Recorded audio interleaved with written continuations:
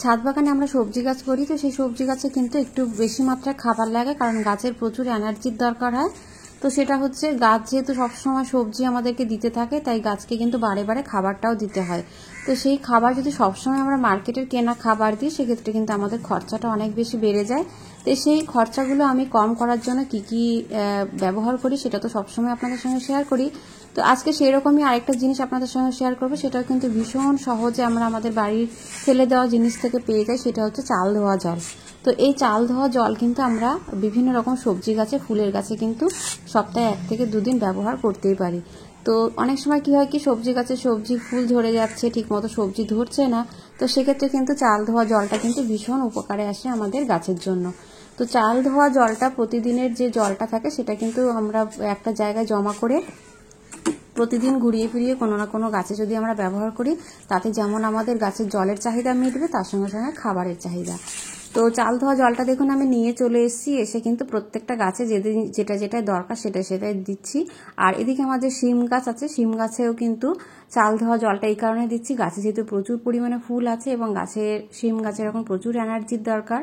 তো সমস্ত গাছেই কিন্তু আমি অল্প অল্প করে চাল ধোয়া জল সপ্তাহে একটা গাছে 1 থেকে 2 বার, সপ্তাহে 1 থেকে 2 বার কিন্তু আমি ব্যবহার করি। তো ব্যবহার করে কীরকম রেজাল্ট পাই সেটা তো আপনারা দেখতেই পাচ্ছেন, এবং আমার শিম গাছে কী পরিমাণে ফুল হয়ে আছে সেটা আপনারা দেখুন। তো এবারে শিম থেকে কিন্তু যদি বৃষ্টি না হয়, তাহলে কিন্তু প্রচুর পরিমাণে শিম আবার কিন্তু গাছে ধরবে।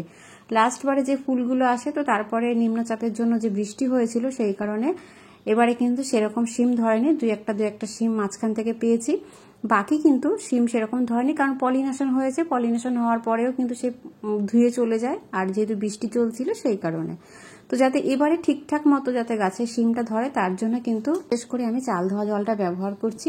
চাল ধোয়া জলে আছে কিন্তু প্রচুর পরিমাণে ক্যালসিয়াম, লোহা, জিঙ্ক, অ্যামাইনো অ্যাসিড, ফাইবার এবং নাইট্রোজেন। তো এই সমস্ত কিছুই কিন্তু আমাদের গাছে কিন্তু ফুল ফল আনতে যেমন সাহায্য করে, গাছের গ্রোথটাও কিন্তু অনেক বেশি ভালো রাখে। তো সেই জন্য চাল ধোয়া জলটা আমরা ফেলে না দিয়ে অবশ্যই সেটা আমাদের ছাদ বাগানের সবজি গাছের ক্ষেত্রে ব্যবহার করতে পারি, বা বিভিন্ন গাছের ক্ষেত্রে কিন্তু ব্যবহার করতে পারি। তো এবারে আমি চলে এসেছি চিলেকোঠার গাছে, কারণ কি চিলেকোঠার উপরে এসে দেখছি বড় একটা উচ্ছে পেকে একদম বীজ তৈরি হয়ে গেছে।